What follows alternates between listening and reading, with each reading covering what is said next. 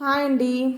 ఈరోజైతే మీకు potato fried rice ఏ విధంగా చేయాలనేది నేను అయితే మీకు ఈ వీడియోలో చూపిస్తున్నాను. స్కిప్ చేయకుండా చూసేయండి. ఫస్ట్గా ఒక కళాయి తీసుకొని అది బాగా కాలినాక అందులో కొంచెం నూనె వేసుకోవాలి. ఆ నూనె వేసుకున్నాక కొంచెం బంగాళదుంప ముక్కల్ని వీటిలో వేయించుకోవాలండి. చూడండి, ఈ విధంగా కట్ చేసి పెట్టుకోవాలి.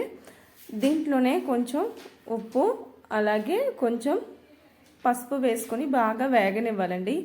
ఈ బంగాళదుంప ముక్కలు అనేవి బ్రౌన్ కలర్ వచ్చే వరకు బాగా వేగనివ్వాలి. ఇవి అంత బాగా వేగితే టేస్ట్ అనేది అంత బాగుంటుంది.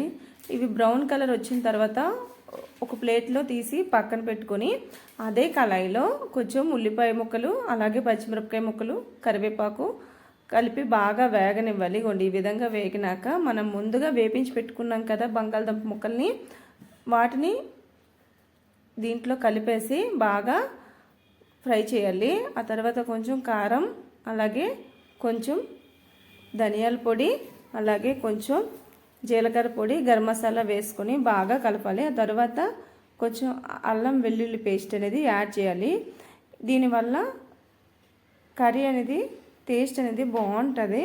ఇది పచ్చివాసన పోయే వరకు బాగా వేగనివ్వాలి.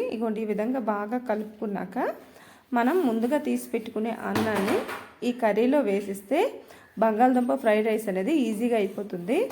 ఇలా బాగా కలుపుకున్నాక దీంట్లో నచ్చితే నిమ్మకాయలో సగభాగం దీంట్లో వేసుకోండి, నిమ్మకాయ రసం అనేది. లేదు అంటే కొత్తిమీరతో గార్నిష్ చేసుకొని దించేస్తే అయిపోతుందండి. అది ఇది చూడండి, ఈ విధంగా గార్నిష్ చేసుకొని సర్వ్ చేసుకొని తింటే బాగుంటుందండి. పిల్లలైతే ఇష్టంగా తింటారు. మీరు ట్రై చేయండి.